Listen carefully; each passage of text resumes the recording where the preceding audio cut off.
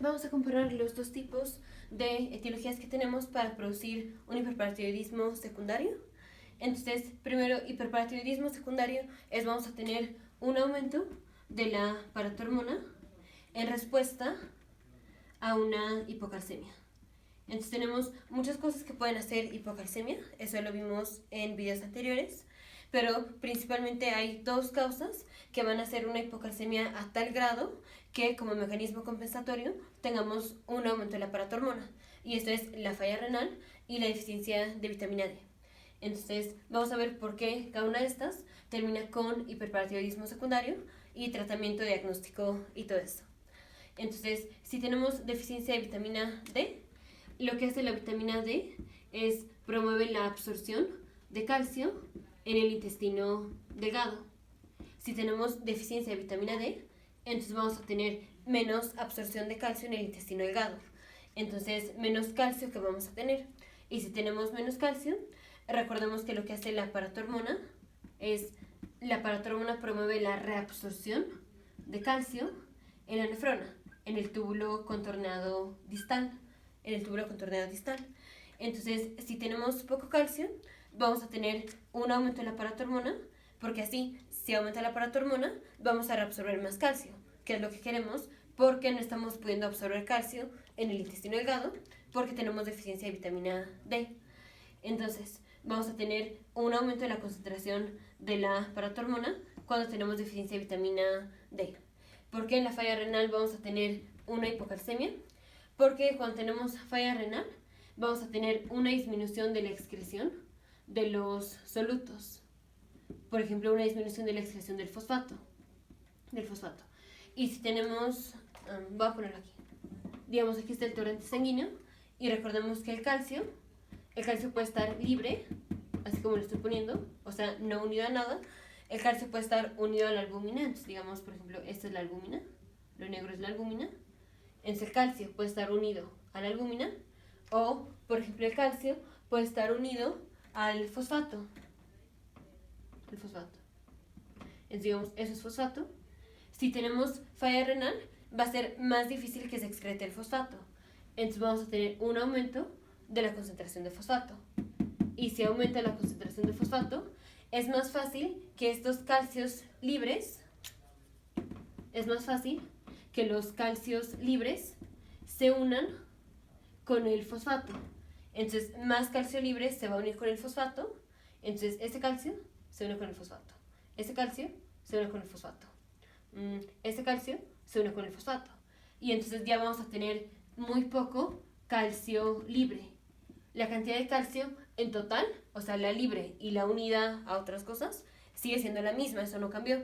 Pero lo que cambió es el calcio libre ya no va a estar como libre, sino que ahora el calcio se va a unir al fosfato. Entonces vamos a tener una disminución del calcio libre, o sea, hipocalcemia.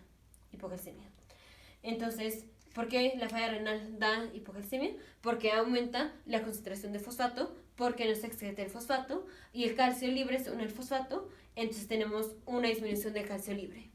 Entonces ya vimos mecanismos. ¿Cómo se va a presentar el paciente? El paciente se va a presentar con síntomas de deficiencia de vitamina D. Entonces, si eso es en un adulto, principalmente va a tener osteomalacia. Y ya sabemos que la osteomalacia se presenta con dolor de hueso, principalmente. Ahora, en estudios de laboratorio, ¿qué vamos a tener? Vamos a tener hipocalcemia, vamos a tener un aumento de la paratormona, y recordemos que la vitamina D también promueve la absorción de fosfato. Entonces, si tenemos deficiencia de vitamina D, vamos a tener una disminución de fosfato. Entonces vamos a tener hipocalcemia, un aumento de la paratormona y una disminución del fosfato. Y casi siempre que tenemos aumento de la hormona paratiroidea, vamos a tener un aumento de la fosfatasa alcalina. Y vamos a tener una disminución de la vitamina D. Ahora recordemos, cuando estamos viendo si el paciente tiene deficiencia de vitamina D, obviamente vamos a ver cuáles son los niveles de vitamina D. Pero recordemos que tenemos la vitamina D, la forma activa es la 1,25 1,25-dihidroxicolecalciferol. Y un precursor a la forma activa de la 1,25-dihidroxicolecalciferol es la 25-hidroxicolecalciferol. La gran parte de la vitamina D que tenemos no la tenemos como tal en su forma activa, sino que la tenemos en esta forma preactiva. Y aparte, la vida media de la 1,25-dihidroxicolecalciferol es muy corta. Esta es mucho más larga. Entonces, cuando medimos la 1,25-dihidroxicolecalciferol, es muy difícil medirla y muchas veces está baja porque tiene vida media corta y no es per se que el paciente tenga deficiencia de la 1,25-dihidroxicolecalciferol. Entonces, lo que hacemos es, para ver si el paciente tiene deficiencia de vitamina D, no medimos la 1,25-dihidroxicolecalciferol, sino que lo que medimos es la 25-hidroxicolecalciferol. Es esto lo que vamos a ver, o es lo que vamos a pedir en estudios de laboratorio. Entonces aquí voy a poner disminución de la 25-dihidroxicolecalciferol. Ahora en estudios de laboratorio de la falla renal vamos a tener un aumento del fosfato y por tanto una disminución del calcio libre. Y si tenemos disminución de calcio, vamos a tener un aumento de la paratormona. Entonces, en los dos tenemos aumento de la paratormona, en los dos tenemos aumento de la fosfatasa alcalina, en los dos tenemos hipocalcemia, pero en la falla renal tenemos hiperfosfatemia, en la deficiencia de vitamina D tenemos hipofosfatemia. Eso es lo más importante de contrastar entre los dos. Y ahora vamos con tratamiento. El tratamiento para el paciente que tiene deficiencia de vitamina D es darle vitamina D. Dar vitamina D. Ya más específico en la sección de bioquímica está si el paciente tiene deficiencia de la 1,25-dihidroxicolecalciferol, pues es lo que le vamos a dar, 1,25-dihidroxicolecalciferol. Si tiene deficiencia de la 25-hidroxicolecalciferol, le damos 25 o le vamos a dar 1,25-hidroxicolecalciferol. Entonces, esto ya está más específico en la sección de bioquímica, pero depende de qué paso de la vitamina D es el que el paciente no puede hacer. Porque tenemos varios pasos para activar la vitamina D para finalmente tener la forma activa. Y dependiendo de qué paso es el que no puede hacer el paciente, de eso depende qué forma específica de vitamina D le vamos a dar al paciente. Pero esto ya está más específico en la sección de bioquímica. ¿Seguimos? Entonces, así de manera general, paciente que tiene deficiencia de vitamina D y por eso tiene hiperparatiroidismo secundario, vamos a tratar la deficiencia de vitamina D. Y el hiperparatiroidismo secundario se va a tratar dando tratamiento para deficiencia de vitamina D, o sea, dando vitamina D.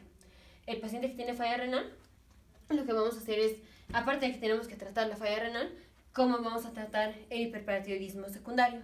Esto va a ser como lo que pasó es que tenemos un aumento del fosfato, entonces lo que hacemos es dar medicamentos que disminuyen la absorción de fosfato para que el paciente, una cosa es que no le se puede excretar, pero nosotros podemos hacer que no lo absorba en el intestino delgado.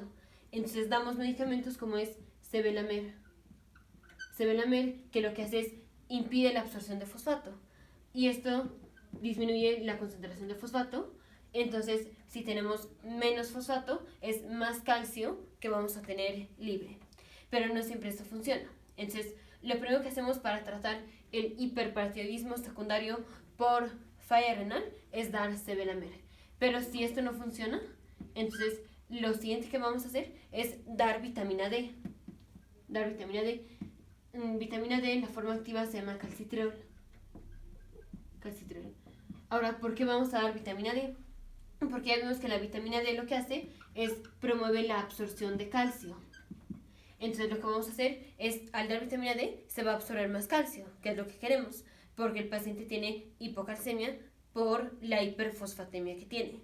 Pero también tenemos riesgo de que si damos vitamina D, aparte de que la vitamina D promueve la absorción de calcio, también promueve la absorción de fosfato.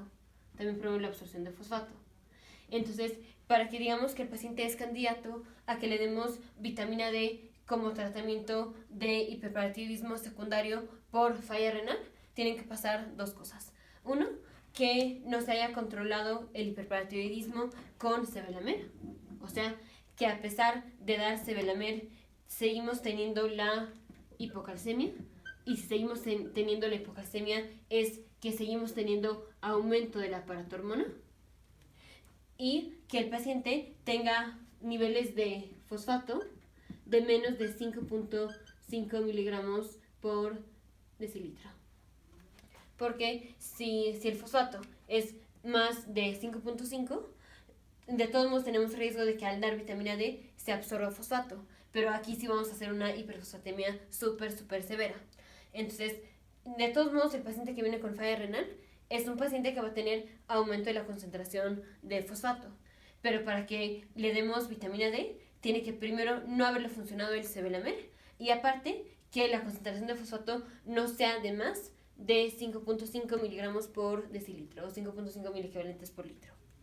Entonces, el hiperparatiroidismo secundario se va a dar por cosas que disminuyen el calcio a tal grado que como consecuencia tenemos un aumento de la paratormona. ¿Y cómo es que vamos a tener un aumento de la paratormona? Este es porque vamos a tener hiperplasia de las glándulas paratiroideas. Hiperplasia, vamos a tener un aumento del número de las células que conforman las glándulas paratiroideas. Entonces, esto puede ser, o sea, el hiperparatiroidismo secundario puede ser por deficiencia de vitamina D o puede ser por falla renal. Deficiencia de vitamina D, esto va a ser porque el paciente no absorbe calcio.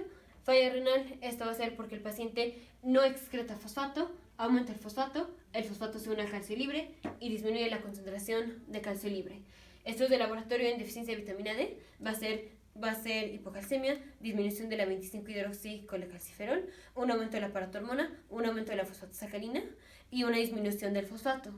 En cambio, en la falla renal vamos a tener un aumento del fosfato, hipocalcemia, aumento de la paratormona y aumento de la fosfatasa alcalina. En cuadro clínico es cuadro clínico de osteomalacia, cuadro clínico de falla renal. Tratamiento, vamos a dar vitamina D en deficiencia de vitamina D. Para falla renal, lo primero que hacemos es dar sevelamer. Si esto no funciona, vamos a dar vitamina D si es que los niveles de calcio son menores a 5.5 miligramos por decilitro. Y como complicación de hiperparatiroidismo secundario, tenemos la osteodistrofia renal, que esto ya lo vamos a ver en el siguiente video. Nos vemos en el siguiente video, futuros médicos, científicos e ingenieros.